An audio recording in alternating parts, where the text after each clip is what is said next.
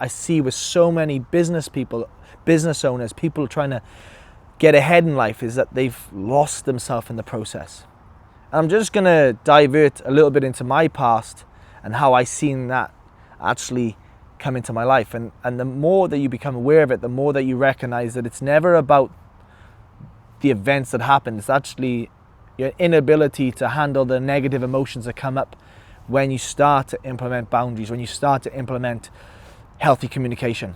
And some people might think that you're rude when you do this, or some people might think, geez, that's something different about this person. But it's actually you just standing up for yourself in a healthy way, not in an arrogant or rude way. So I want to break you down to a stage in my life of, I always believed from a young age, something I created was, I wasn't the smartest in school, I wasn't the most ambitious in school, let's put it that way, but I was extremely good at sports, something I was very passionate about.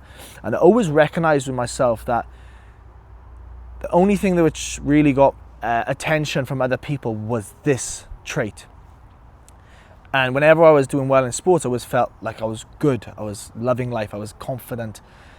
But then as I got older, into my adult stage, when I was in Australia, and after having 3 knee reconstructions on my knee, and I was out of sports for so long, I always realized that I didn't like the version of myself. I felt extremely lost. And over the years, I've seen this behavior actually ripple into work life, into friendships, into colleagues.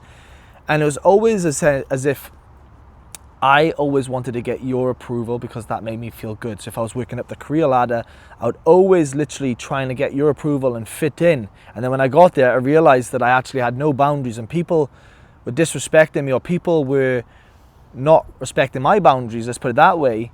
And I always resented them. Now, what was actually happening was that I didn't respect myself. And when you don't respect yourself, you let people trespass over you. And when you let people trespass over you, it's nothing to do with them. It's actually your level of no boundaries or self-respect to yourself. And you get to the stage then where you're constantly giving, trying to approve, trying to please, trying to fit in, and changing your standards in order to fit into theirs, that you burn out. And what burnout actually means that you have minimal self-respect or self-love for yourself, because your love and compassion comes from helping other people, fitting in with other people. And quite frankly, these people, you wouldn't even want them at your funeral. You wouldn't even want them at your party. You wouldn't even want them on your dinner table with your true loved ones, your inner circle. And this is something that we've created from a young age, and this is not a place to be angry about that right now. It's actually just to come to terms with and accept it and go, okay, I can change this behavior. You learned that behavior, you can change that behavior, you can break the pattern. But if you've been doing it for a long time, over 10, 15, 20, 30 years, this pattern's going to take a little bit longer than doing it overnight.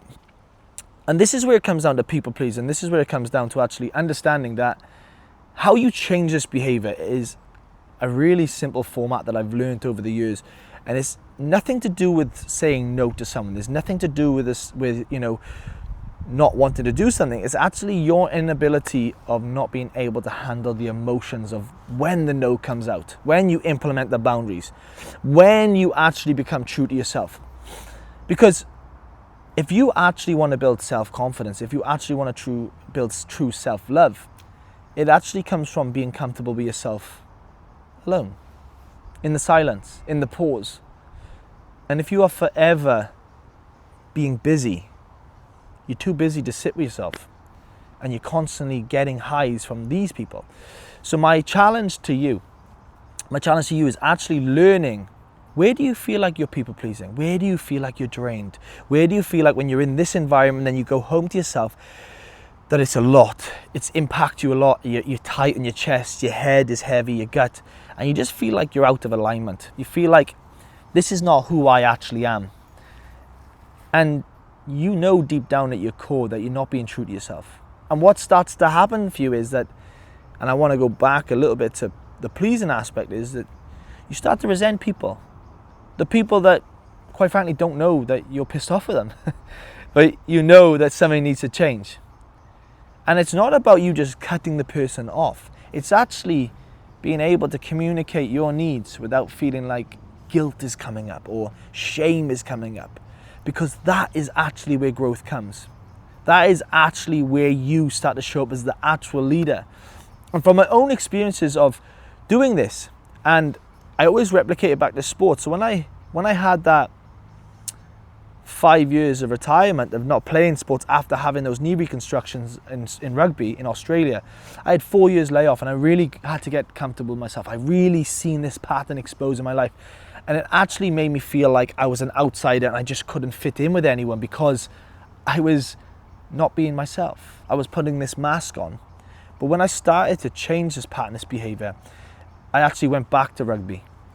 And when I went back to rugby after a couple of games, I was doing it because for me. I wasn't doing it anymore to fit in with them.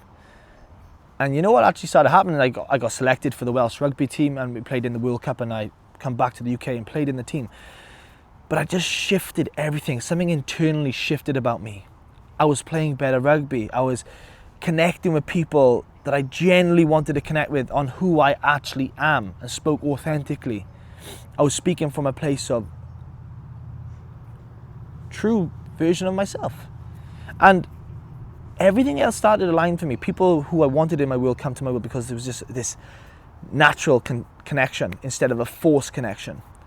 But this all comes back from having awareness and actually sitting with who I am. Now, that doesn't mean that the career you're in is shocking. That doesn't mean that the relationship you're in that you need to change. Or it doesn't mean that you have to lose yourself in order to find yourself. But you just need to be able to have this awareness and actually step into this area of your life where it's a bit unknown, it's a bit uncomfortable, and be able to be true to yourself. If you want to start to have a bit more of structure in your life, if you want to start to build routine and show up more in the gym, or meditate, or journal, or go to these adventures, or do something fun for yourself without feeling this guilt of letting people down, or you think that the business is going to fail without you, it's not going to fail. In fact, every client of mine that I've worked on for this period and shifted their behaviors, these patterns, and this emotional baggage they carry, what actually happens is the business grows. The relationships improve with their partner. They're back in the honeymoon stage because they've reconnected with themselves.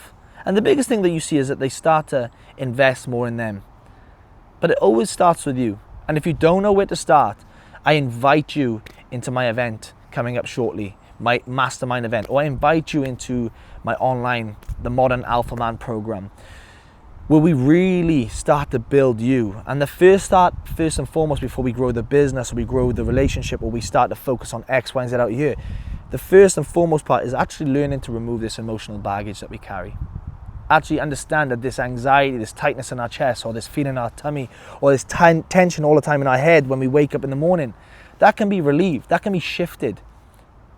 And we start to reframe the stories, the emotions, the negative habits, or the bad habits that come with it, and actually start to get you more connected with you, so you start to become more confident, more clear, and more true to yourself. The next stage then is actually implementing habits, actually getting you excited again for life, actually doing things with a smile on your face again instead of just going through the motions. And then the next part after that is actually becoming the modern man, the modern alpha man, and that's being loving with your partner, ambitious with your business, and actually true to yourself in your core. Now, I don't know about you, but every client of mine that has experienced this has had a hell of a transformation. And if you feel like you're at the stage of your life right now where if I asked you the question, would you want to be in the same position in the next 5 years, and you hesitated, well, that's all the answer that you need. And trust me, you're not alone. It's not as daunting as it is. For the guy who's the ex-rugby guy, the blokey bloke, and being in these rooms and change rooms where everyone's a fake alpha in a nice sense, I'd invite you to step into your uniqueness. And trust me, that's when everything shifts for you. The right people come into your world, the right connections, the true confidence comes in your world, and the mask comes off. That's what I like to say. The mask comes off. You start to love the guy looking back at you in the mirror.